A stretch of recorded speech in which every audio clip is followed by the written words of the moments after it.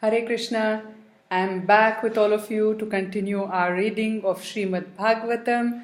Please join me with folded hands for the prayers. Om Namo Bhagavate Vasudevaya. Om Namo Bhagavate Vasudevaya.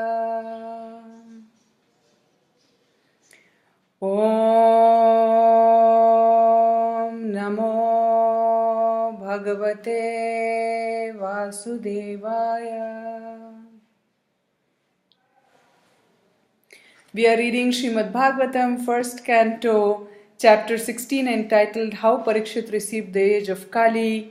And the translation and purport of the Srimad Bhagavatam we are reading is by Srila A.C. Bhaktivedanta Swami Prabhupada. And as all of you know, this is a story in continuation, and in order to understand it properly, you have to hear from the very beginning. So you can go and listen from part 1 of this reading on the Conscious Living Center channel on YouTube. Please subscribe, and if you like it, please like and share it with people who might be interested in reading this along. And do not jump in and start listening from in between. That is not even the recommended process. And frankly, as we read along, we understand that it is simply not possible to just jump in and understand what we are even reading about, right? So please follow the recommended process and hear from the beginning. So we are going to continue our reading from text 13. Text 13 to 15 is bunched in together. Tatra tatropashrunvanah swapurvesham mahatmanam pragiyamanam cha yashah Krishna mahatmaya suchakam atmanam cha paritratamashvatha no stratejasaha sneham cha vrishniparthanam tesham bhaktim cha keshave tebhyah paramasantustah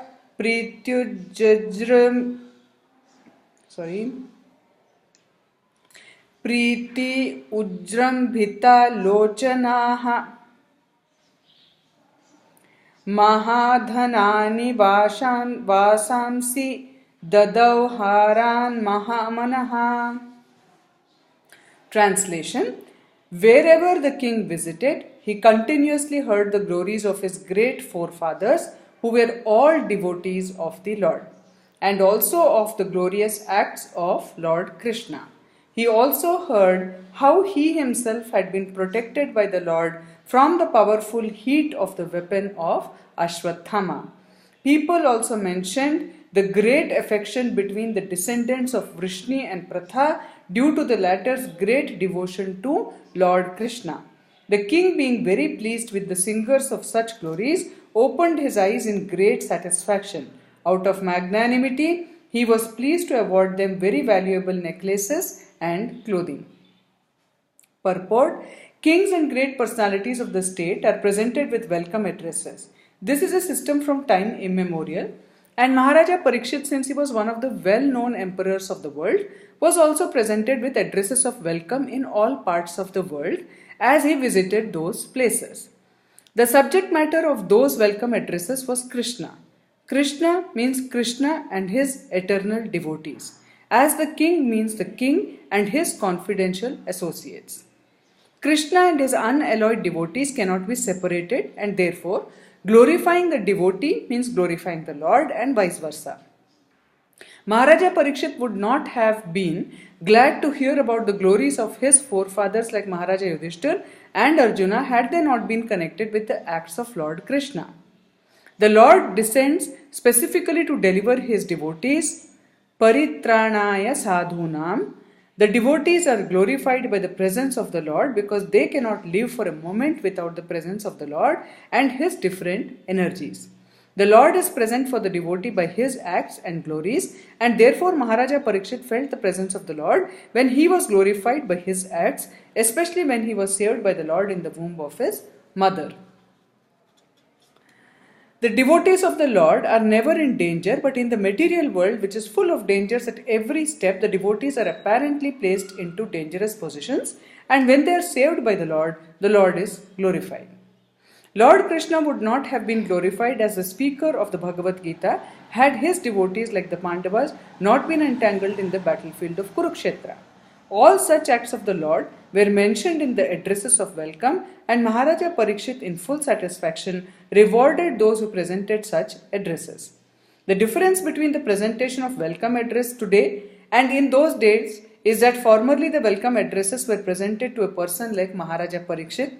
The welcome addresses were full of facts and figures, and those who presented such addresses were sufficiently rewarded, whereas in the present days, the welcome addresses are presented not always with factual statements, but to please the post holder, and often they are full of flattering lies. And rarely are those who present such welcome addresses rewarded by the poor receiver. Text 16. सारथ्य पार्षद seven सख्य दौत्या वीरासनानुगमन स्तवन प्रणामान स्निग्धेषु पाण्डुषु जगत् प्रणतिं च विष्णोर्भक्तिं करोति नृपतीश्वरनारविन्दे चरणारविन्दे. Translation. Maharaja Parikshit heard that out of his causeless mercy, Lord Krishna Vishnu, who is universally obeyed, rendered all kinds of service to the malleable sons of Pandu by accepting posts ranging from chariot driver to president to messenger, friend, night watchman, etc., according to the will of the Pandavas, obeying them like a servant and offering obeisances like one younger in years. When he heard this, Maharaja Parikshit became overwhelmed with devotion to the lotus feet of the Lord. Purport: Lord Krishna is everything to the unalloyed devotees like the Pandavas.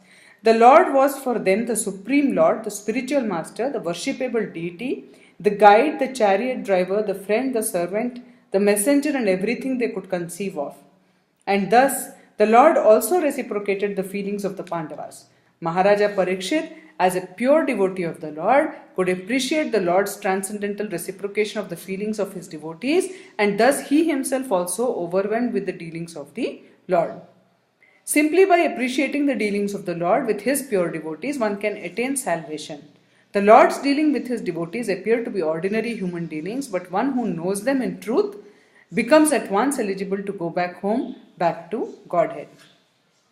The Pandavas were so malleable to the will of the Lord that they could sacrifice any amount of energy for the service of the Lord, and by such unalloyed determination they could secure the Lord's mercy in any shape they desired.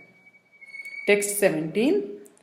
Tasyaivam vartamanasya purvesham vrittimanvaham nati dure kilascharyam yadasi tannibodhame.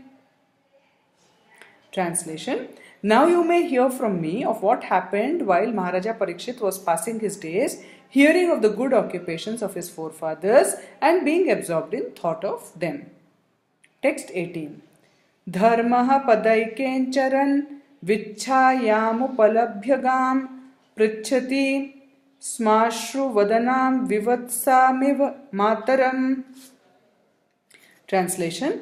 The personality of religious principles Dharma was wandering about in the form of a bull, and he met the personality of earth in the form of a cow, who appeared to grieve like a mother who had lost her child. She had tears in her eyes and the beauty of her body was lost. Thus Dharma questioned the earth as follows. Purport. The bull is the emblem of the moral principle and the cow is the representative of the earth. When the bull and the cow are in joyful mood, it is to be understood that the people of the world are also in the joyful mood. The reason is that the bull helps production of grains in the agricultural field and the cow delivers milk, the miracle of aggregate full values.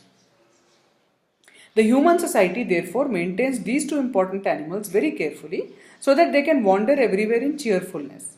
But at the present moment in this age of Kali, both the bull and the cow are now being slaughtered and eaten up as foodstuff by a class of men who do not know the Brahminical culture. The bull and the cow can be protected for the good of all human society simply by the spreading of Brahminical culture as the topmost perfection of all cultural affairs. By advancement of such culture, the morale of society is properly maintained, and so peace and prosperity are also attained without extraneous effort. When Brahminical culture deteriorates, the cow and bull are mistreated, and the resultant actions are prominent by the following symptoms. Text 19. Dharma uvacha kachid bhadre anamayam atmanaste vichayasi mulayateshan mukhena alakshaye bhavatim antaradhim dure bandhum shochasi kanchanamba. Translation. Dharma in the form of bull asked, Madam, are you not hale and hearty? Why are you covered with the shadow of grief? It appears by your face that you have become black. Are you suffering from some internal disease, or are you thinking of some relative who is away in a distant place? Purport. The people of the world in this age of Kali are always full of anxieties. Everyone is diseased with some kind of ailment. From the very faces of the people of this age, one can find out the index of the mind. Everyone feels the absence of his relative who is away from home.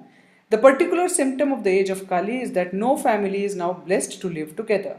To earn a livelihood, the father lives at a place far away from the son, or the wife lives far away from the husband, and so on.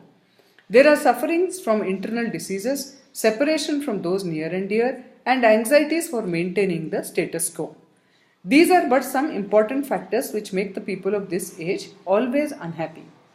Text 20.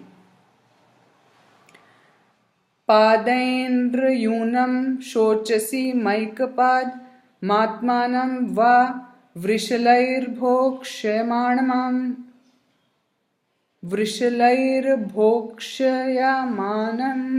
manam aho suradin hritayagya bhagan praja ut svinmadhavatya varshati.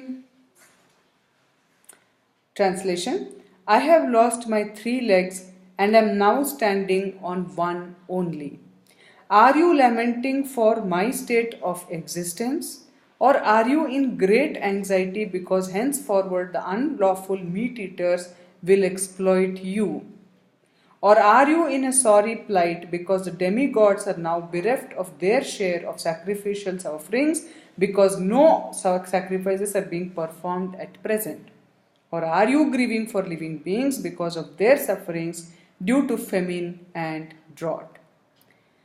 Purport. With the progress of the age of Kali, 4 things particularly, namely the duration of life, mercy, the power of recollection, and moral or religious principles will gradually diminish. Since dharma or the principles of religion would be lost in the proportion of 3 out of 4, the symbolic bull was standing on one leg only. When 3/4 of the population of the whole world become irreligious, the situation is converted into hell for the animals.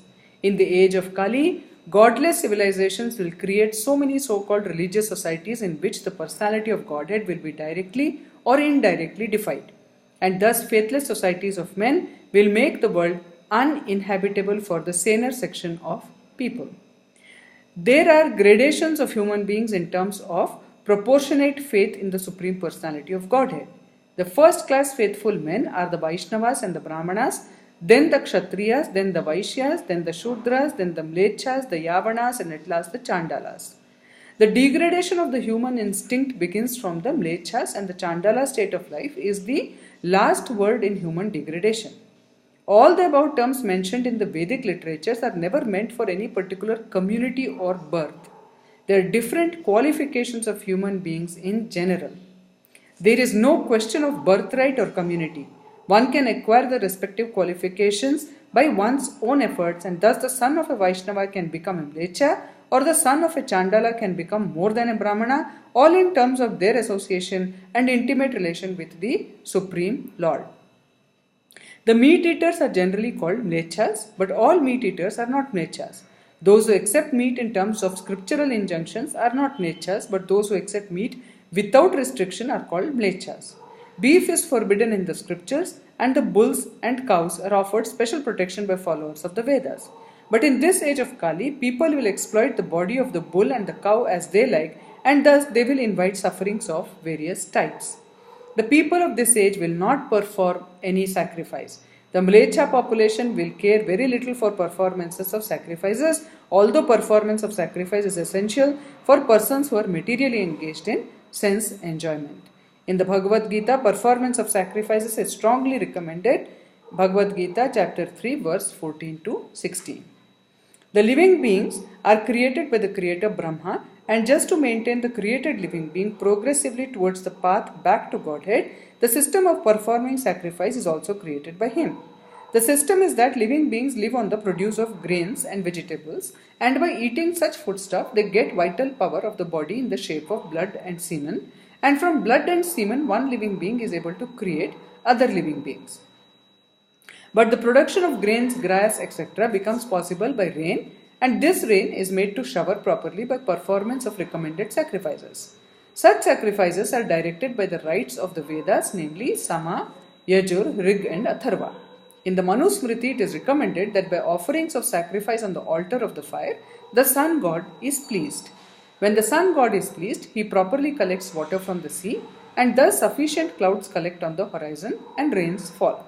After sufficient rains fall, there is sufficient production of grains for men and all animals, and thus there is energy in the living being for progressive activity. The Mlechas, however, make plans to install slaughterhouses for killing bulls and cows along with other animals, thinking that they will prosper by increasing the number of factories and live on animal food without caring for performance of sacrifices and production of grains. But they must know that even for the animals they must produce grass and vegetables, otherwise the animals cannot live.